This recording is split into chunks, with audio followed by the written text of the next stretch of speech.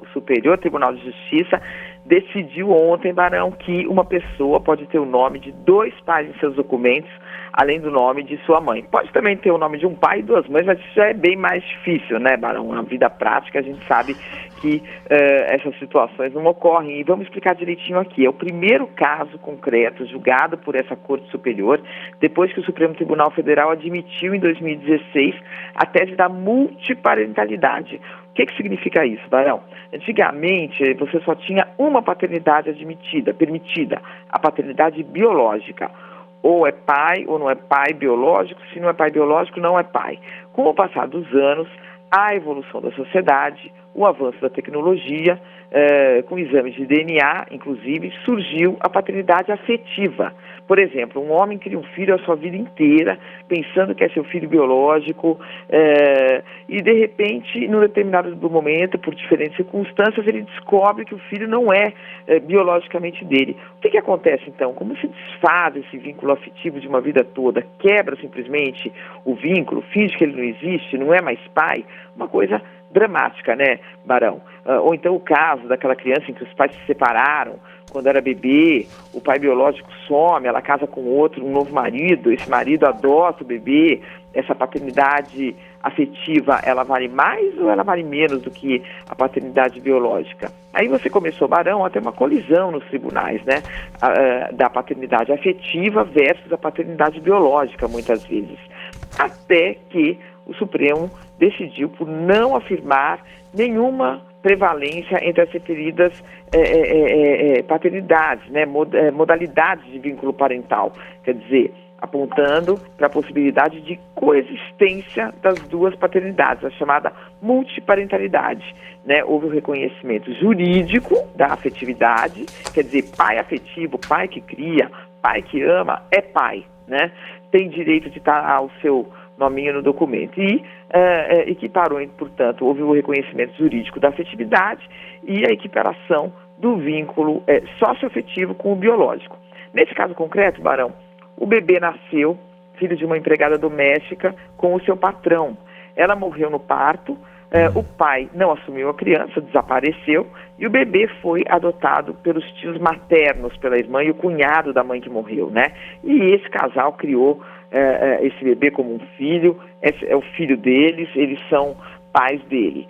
Já adulto, porém, esse homem foi atrás do pai biológico e exigiu o reconhecimento da paternidade com exame de DNA.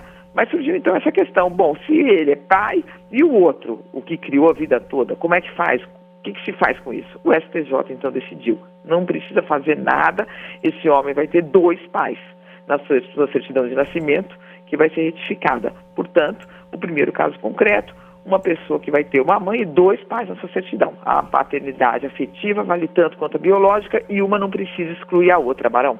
E foi uma saída sábia, convenhamos, né, Mônica? Afinal de contas, muita gente tem dificuldades para lidar com uma situação como essa. Imagina só, você não tem ali o nome do seu pai biológico na sua carteira, no seu documento, enfim, muitas vezes nem sabe qual é o seu pai biológico, aí essa pessoa foi atrás, conseguiu identificar qual o pai biológico, mas não tinha nenhuma relação, né? Esse pai biológico era o dono ali da casa, que tinha contratado essa senhora como empregada, que infelizmente acabou morrendo, mãe desse rapaz em questão, apareceu ali e foi colocar o nome do pai. Mas o pai real, o pai que cuidou, o pai que teve a vida inteira ao lado dessa pessoa, né?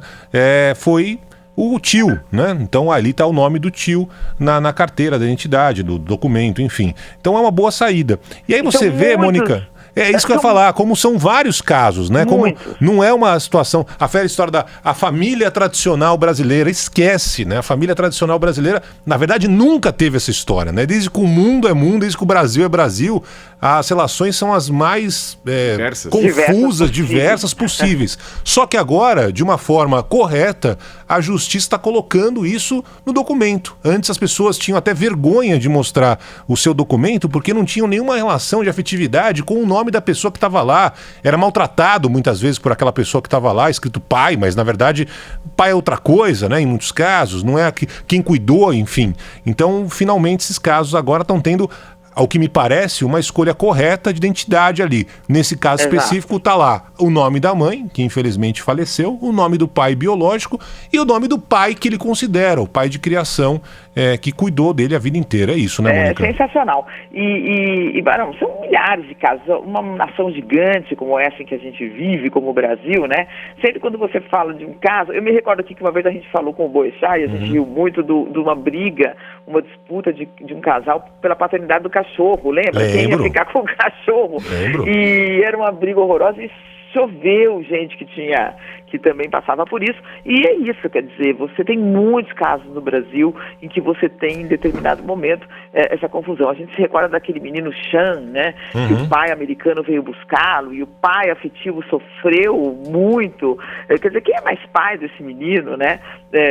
Sendo que por uma circunstância da vida, o pai brasileiro, vamos dizer assim, tinha criado ele por anos, né? Adorava o menino gostava dele. Então, essa é no caso, quer dizer, o menino foi embora, está lá com o seu pai americano, mas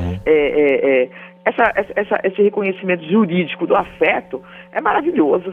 E aí, temos aí esse cidadão com 2 pais agora.